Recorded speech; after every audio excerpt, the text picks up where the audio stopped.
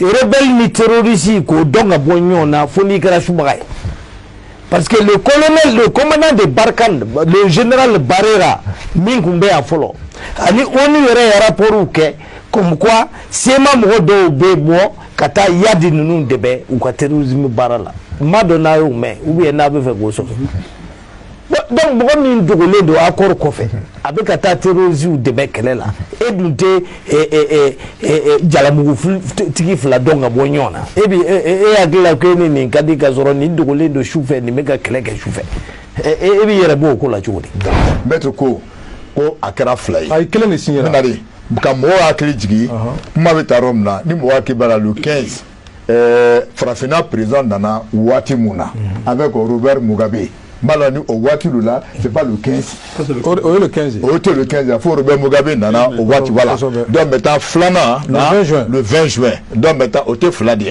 maître et nous duma et bokele gi ma kore fly Namboya, sini so manebe avena nyini ba dima. Oh obejan. Accord folo la sema ya bangashi.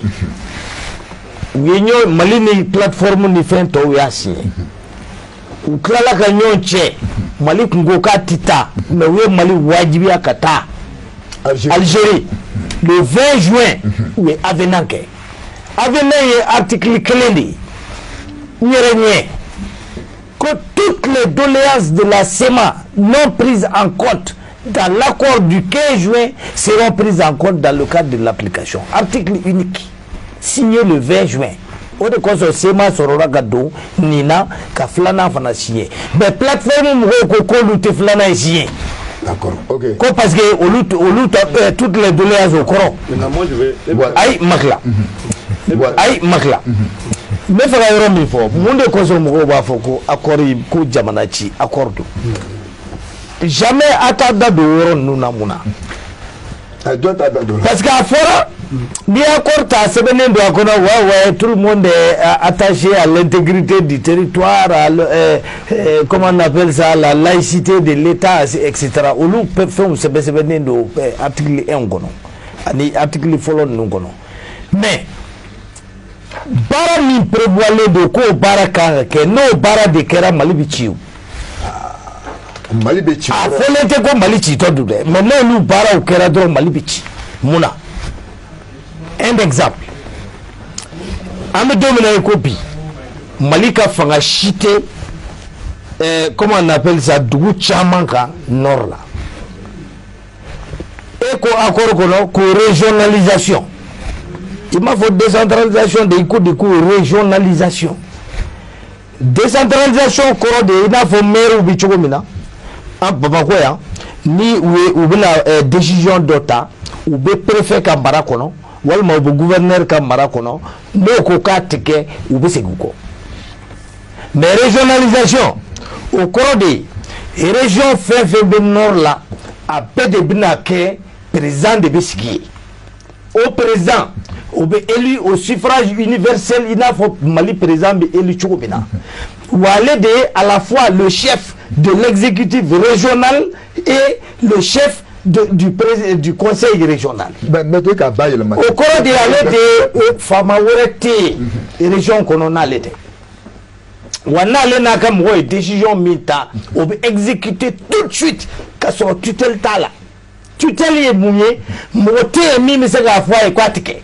Tutelle bala. Tutelle mimbala, ça vient à posteriori. Au tutelle mais c'est la question. Ministre. Il y a les dossiers que la ministre fait sur le look la luchila. Est-ce qu'il veut quoi il va? Surtout que le ministre irait, fanga irait taler, irait boulot, irait kafoga bi nous contrôler. D'accord pas d'adwa la dame son affaire. Ah ouais. Oui keleye. Flama est mouillé. Ebe sego o fanga nyogondi mo machugo mi na soro la fanga ere la etisatikila ale de sigile ndo e etisaka siere ebe sega fanga jimenta kibo do tikima o te kaka marfa tiya son yilayo nde kelendo ke genga boli nkenenka eklala ga yele uniform black na dinema o koro emwe pour genga na boya ble kayan tigiya to jidi mulu akorodi il be fanga de di mɔgɔ ma fanga min n'i bɛ se k'a minɛ a la mais une fois que e bɛ fanga di mɔgɔ ma fanga min n'a y'a sɔrɔ la o bɔsilen don e yɛrɛ la o tɛ jamana ci ye bon j'ai pas terminé a fɔra de ko Mali budget bɛɛ bɛ ta ko 20% ko k'o di pendant plus de 30% ko k'o di donc bɛɛ b'a fɔ 30%. ayi ninnu bɛ accord normal de kɔnɔ dɛ n da ma se accord dɔ in ma dɛ dɔ in kɔni ko ye subaga jakumabo de ye o dogolen de don mɔgɔ i da bɛ mun na o accord normal o ye accord normal de tu as compris accord wɛrɛ bɛ yen accord min bɛ yen n'o ka jugu ni nin ye date ne date tɛ se ka don o la fɔlɔ o de ye 18 points ye min dogolen don jamana fɛn b'o kɔnɔ min ka jugu o ye. Quand on te dit que l'Azawad est reconnu comme entité territoriale, politique et juridique, maintenant,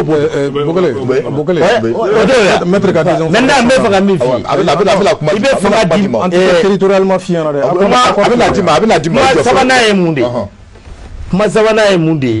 Donc, il y a une régionalisation fille. Ni bla en place, c'est comme Nibita Marfatiki Mounouni Norbouboulou, Kouka Fanga légalisé. Kasoro fangate la dominandi qui ba mino la qui ba bene la preuve angena ka boye fangate la OK e beta mo fanga dolo ka ki ga warta 30% chaque année ko chega to do dinuma u mana masumale ma dugula dugu munu tise ka se okura ko kemesra okura ko kemesra bisa ta dum mungara OK vas-y wa damne na de abe sa sababu bi plus de 400 milliards de 600 milliards au taille. D'accord. OK. Bon, ne ben dabou ko la. Et mi yere ka junda to be se ge ibita kidali te fu yi warina. OK. D'accord. Ne be fait quand JT ko ade fu. OK. Ne be fait quand do buna. Attends, ni na fam 600. E be kuma na ma gouvernement transformer mu kuna ni. Donc au fond quel noir. Oui, on accord ta tuama parce que ya dati meka fo ko ambe tabla. Ou fait de wuruti de boka ka delo la croya. Na mettre c'est à dagalo no ko lukanga kia. C'est-à-dire comme accord bega fo ka ba appliquer à tega sega ke. Anteka bois kono. Donc le gouvernement de transition ni rebelle be na papier courant de cas. Ka fo go a fora go fe mun mina ke. Bo amini ke ni do. Amini ke do. Amini ke de wele ko de route ko. Ya famo olu be fe go ko ke ko ba ya ni transition ka ba accord ka appliquer ka ba o dun te sega ke. Maître Moufo. Bon, maître Konare Charia la Mogoro, c'est un avocat. Et avenant Moufo, Nabi, ça n'a aucune valeur juridique. Pardon, un juriste. Non, tenez qu'à dire. Ça, c'est le droit. Ça, c'est le droit pur et net. Le principe qui dit en droit que l'accessoire suit le principal. Quand on parle d'avenant, c'est un complément à un document principal. En l'occurrence, l'accord d'Alger, dans ce cas de figure. Alors, les partis, accord d'Alger,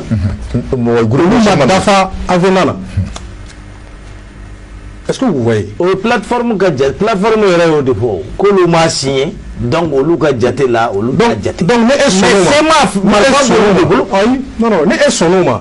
ne caricaturons pas.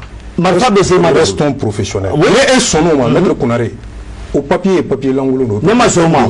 Papier l'angolo.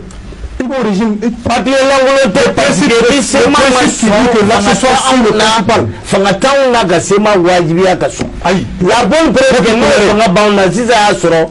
Anga dugolo. Rebecca Kuma avocat de fait 600. Voilà. Le principe qui dit que l'accessoire suit le principal endroit. Oui tiens, oui tiens. Oui tiens. Mais ni tiens. En la raisonnement. Oui tiens. Et adama dom se ka usigi ka bolono bla sebena tugodi. O dafalan kana. O dafalan nana. Bébé o ma tege do ola. Aw ka papier de bébolo. Aw mun aw tege do la de o yaw ta de. Mais ni ye benkan o ye ni de. Donc maître Konare papier mbe bolo ne e kelen dron le bo yoro do Mali malien million mugan ni ɲɔgɔn cɛ. O papier autant ka papier o te accord d'Alger doye. Bon, accord d'Alger est mieux. O de ye ni. Bon, c'est ça. Wandin kono Mali cili ko kuma ma fɔ nin kɔnɔ a t'a kɔnɔ finman na a t'a kɔnɔ bilenman na. A dɔnbaga de bɛ k'a f'i ye. Donc an kana fasodenw lafili. Régionalisation a y'o de fɔ. Ka mara cɛ bɔ. Subi ka tɛmɛ i ye question poser n kun. An fana k'i ɲininka. Ok, d'accord. Accord min filɛ nin i bolo nin. Mali comment on appelle ça, Mali assemblée loi des droits. Loi traité international loi. Et bienvenue chez Kabbalah. Au droit. Au thé. Parce que le traité international doit ratifier l'Assemblée d'après la Constitution. L'Assemblée n'a pas ratifié dans le délai qui a été indiqué par la Constitution. Non, c'est pas un traité international parce que c'est même fait entre des Maliens. Décrété, arrêté, donc Mali loi thé. En réalité, c'est un accord bidon. Est-ce qu'il me garde? Voilà, bien appliqué toi parce que c'est des temps. Mais maître madame Nelly. Ni accord appliqué toi, c'est des temps. Donc, c'est des membres de marfatigué ou calé de c'est dans Kanga Camp là des papiers. Papier flana bocho kelena. Ou application fana au départ au lieu de. Bon, maître Nelly Moufiena. Et c'est un désarmement groupement foyer. Comme on veut désarmer pendant ce temps. Kounazine encore, c'est moi qui état-major éparpillé sur l'ensemble du gourmand et du Liptako et contrôle exercé. Yo arme bobi, là sur là désarmé nendo. Donc désarmement c'est là avec sans flabo. Bon, ba gena on ça gena on début ka désarmer. Mais autant qu'on accord marfati yere on luka marfa bubulo kidal. Al ni tarashini ou te désarmer. Non. Il y a un killing quota airfla. I'm a man, I'm a femme. Well, I never bought my free farm. Look at Lama, from my free farm. You will open up. So I'm risking a Makuna. I'm a bullying Gunata, Antasonkano. Main chain me. And according to one, I need Argineta Blackno. You more from Tesama. When you mean Foraka, you go down the lap. Bruno Blasimo Sevena. O teyere o tsikake ni sewon se be giye kono dugolo sanfɛ na ko benaka ni bulu no ma blala furi mais accord du accord to on ka marabe no kan wa ka ta kidale kana bla Tombouctou kana bla Gao an ga muti bola flo sa o problème wore an ga marabe mene be yinga an ga accord yere tui na ija accord ta ika foko bo accord akan amai amugo fo mo ya mais an ga marabe mene ba kan frontière du même ambouli anga mouli be anga fuiti do yi nga sisa bugeli ko mouli ba tout am se ga ñogon famia ko nala bara du meka ngake ñefoli tout ça sera fait mais né ni famille se wori kamui bugeli o kuma ñamba di mais mali famo de clou nga glé ou ma foko transition be anyina boa transition te an ni transition kemé flash ka tinya na bo c'est pas possible angana foko ni le tenir impossible l'impossible est une réalité aussi femme tisika ke asa ke pourquoi parce que na ya takatanye fait do bi bama kuma be alors que akori yere bengan nidu o bengan ko na ni ba ke waliya Allah waliya anna ko na kai ni do be bama o ko ka foko ka tasra mi fo disramai ne be fo usene ga lajeo o bɛ lajɛ tuguni a fɔlɔ n'a fɔra ka balimakɛ y'a fɔ sisan k'a bɛ miyanka kan na bon an ka dugu la maa si ma taa ekɔli la donc n'i y'a sɛbɛn miyanka kan na o t'a faamu sabu an tɛ se ka sɛbɛnni kalan problème min bɛ yen nin an ka taa a ɲɛfɔ ɲɔgɔn il faut une concertation populaire citoyenne basée sur l'information kɔrɔ de fo an ka taa maliyɛn bɛɛ ka sigi ka kuma an ka taa mɔgɔw sɔrɔ la an kana taa salle ta dɛ k'a fɔ a ye na salle climatisée non a ye taa bugudaw la ka taa kubidaw la ka taa dugumisɛnninw la ka taa dugubaw kɔnɔ an ka ɲamakalaw bɛ yen karamɔgɔw bɛ yen dugutigiw bɛ yen an ka maaw fara ɲɔgɔn kan an ka nin kɔnɔfɛn f'u ye kelen kelen n'a bɛ bɛn san kelen ma an k'o kɛ n'o tɛ an bɛ san 40 kɛ a tɛ ɲɛnabɔ. D'accord. Ok. Ça veut dire que an ka ɲɛfɔ bɛɛ mɔgɔw k'a fɔ. Problème d'accord là tuguni c'est la mise en œuvre. Non ne ma fɔ problème d'accord la. Problème d'accord la parce que ne tɛ kuma ma dɔn nɔ na mais baara nin yɛrɛ bɛ yen n'o kan ka taa daminɛ yɛrɛ. n'o ma kɛ ni accord in yɛrɛ nafa foyi t'a la fo o baara ka kɛ accord ka ma ɲi dɛ yanni an ka se yen dɛ o ye anw mɔgɔ kana ni dama ni ɲɔgɔn cɛ kuma ye ne ko an ka bɔ o de la an ka jigin k'a kɛ bɛɛ jɛ n'a kɛra bɛɛ jɛ dɛ hali e ni ne fila t'a fɔ k'a ka ɲi ma ɲi sabu e ni ne fila se ka kuma maliyɛnw nɔ na an ka taa ka taa yira maliyɛnw na maliyɛnw de b'a dɔn min ka ɲi ma min ma ɲi ma min bɛ bɔ a la min tɛ bɔ a la t'a la an k'a bɛɛ ta an k'a bɛɛ kɛ. Ok. Ni malo no ko k'u kun di an t'u kun bɛ di u ni malo ko k'u kunsigi t'u la u kunsigi bɛ t'u la mais an bɛ se k'an sigi cogo di k'a fɔ a kanuna ka ɲi a application de ma ɲi c'est-à-dire an bɛ ka heure fila kɛ kuma kelen pe de nɔfɛ o ye ko accord k'a ma ɲi mais accord k'a ma ɲi fɛn a ka ma tɛ se ka kɛ yɛrɛ nin tɛ se ka kɛ tant que maliyɛnw de m'a faamu a tɛ se ka kɛ Burkina. D'accord. Ok, donc waati min dira ma mais an bɛna tour de table kɛ maître ne yɛrɛ bɛ k'a yɛrɛ ɲininka donc maintenant solution jumɛn de bɛ nin na e yɛrɛ fɛ. I ka ɲininkali diyara n ye n kun ye jaabi fɔlɔ dɔ di a la n bɛ segin o kuma kan kɛlɛ o kɛlɛ a bɛ laban ni bɛn de ye a bɛ laban ni sigikafɔ de ye sigikafɔ ka di ne ye sigikafɔ ka di maliyɛn bɛɛ kɛlɛ in a tɛ maa si arrange rebelles ani anw an ye accord dɔ de signé a kun de ye bɛn ka na kɛlɛ ka dabila MINUSMA yɛrɛ nana accord ye appliquer de kama pour que SEMA ani Mali kana se ɲɔgɔn ma mais mɔgɔ si ma sigi n'a ye ko nin waati bɛ se ka sɔrɔ sécurité ma na état ma segin ka yɔrɔw occuper bon donc o kɔrɔ de ye an bɛ ka accord appliquer cogo min na a man ɲi mun de kan ka kɛ sisan désarmement de kan ka kɛ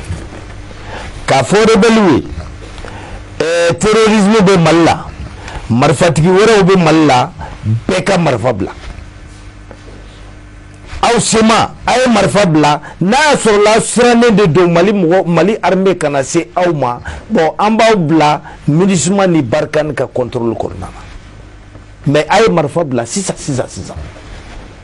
ni marifa bilala donc min bɛ se ka kɛ accord la min tɛ se ka kɛ bɛn bɛ kɛ o kan o tɔ bɛ appliquer et MINUSMA ni faransiw ni fɛnw bɛɛ bɛ k'a garant o bɛ wele ko processus politico institutionnel ani économique o tɔ bɛ na kɔfɛ mais marifa ka bila sisan parce que ni marifa ma bila o de b'a to an tɛ se ka Kidali sɔrɔ parce que an tɛ se k'a minɛ ni fanga ye MINUSMA ni fɛnw bi yan bon an dun t'a dɔn rebelle ni terroriste k'o dɔn ka bɔ ɲɔgɔn na fo n'i kɛra subaga ye parce que le commandant de Barkhane le général Barera min kun bɛ yan fɔlɔ ani ONU yɛrɛ ye rapportw kɛ comme quoi SEMA mɔgɔ dɔw bɛ bɔ ka taa yadi ninnu dɛmɛ u ka terrorisme baara la n m'a dɔn n'a y'o mɛn ou bien n'a bɛ fɛ k'o sɔrɔ donc mɔgɔ min dogolen don accord kɔfɛ a bɛ ka taa terroristes dɛmɛ kɛlɛ la e dun tɛ jalamugu tigi fila dɔn ka bɔ ɲɔgɔn na e hakili la ko ni nin ka di ka sɔrɔ nin dogolen don sufɛ nin bɛ ka kɛlɛ kɛ sufɛ e bɛ yɛrɛ bɔ o ko la cogo di. D'accord. Bon donc marifatigi de kana ye bilen ni maa maa yera ko marifa b'i bolo i ka jate comme terroriste. Ok. D'accord. Ni SEMA sɔnn'o ma sisan. Mali bɛ segin a ka territoire bɛɛ ka SEMA yɛrɛ b'anw dɛmɛ ka terroristes kɛlɛ o ye bɛɛ nalen ye. Ok. Mais n'o ma kɛ fo an k'an sigi de ko ka papier nin ɲɛnabɔ yan fɔlɔ i ka taa nin kɛ yan fɛ fɔlɔ i ka sɔrɔ ka nin kɛ yan fɛ ka nin papier se i b'i si k'o la i tɛ paix sɔrɔ i tɛ sécurité sɔrɔ wa i bɛ tila ka nin accord ko in i b'i si ka kuma na. Ok. I b'i mago bɛ min na i t'a sɔrɔ. D'accord. Voilà. Ne bɛ mun fɔ ne kɔni b'a dɔn bi solution mun bɛ yen an ka taa fɛ an ka appliquer daminɛ n'an ka daminɛ mun ma y'a la an ka daminɛ parce que n ye mun fɔ n'an m'a kɛ an t'a dɔn mun bɛ yen sini mɔgɔ si t'o dɔn parce que au moins an b'a fɔ ko les gens sont suffisamment responsables donc i bolo bila fɛn na i b'a respecter ale ye mun fɔ lutter contre le terrorisme a bɛ nin accord kɔnɔ a sɛbɛnnen bɛ clairement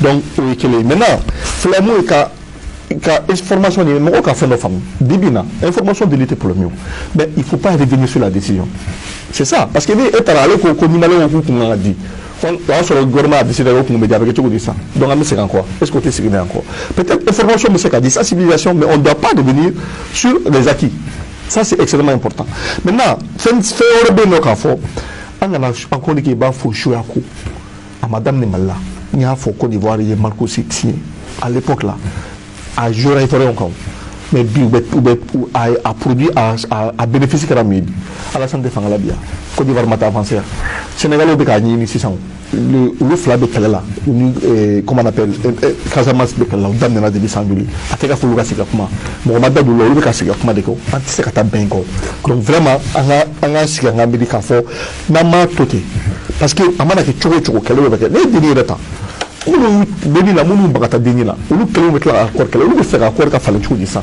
donc vraiment il faut que an ka sabali donc an ka jamana ka hɛrɛ jateminɛ. Ok. Voilà. Mais professeur Clément. kuma laban na komi ko kuma bantɔro n'i y'a mɛn an b'a fɔ ko accord bɛnkan don bɛnkan bɛ sɔrɔ mun fɛ o ye sikafɔ ye sikafɔ bɛ taa laban mun de la o ye faamuya ye ɲɔgɔn faamuya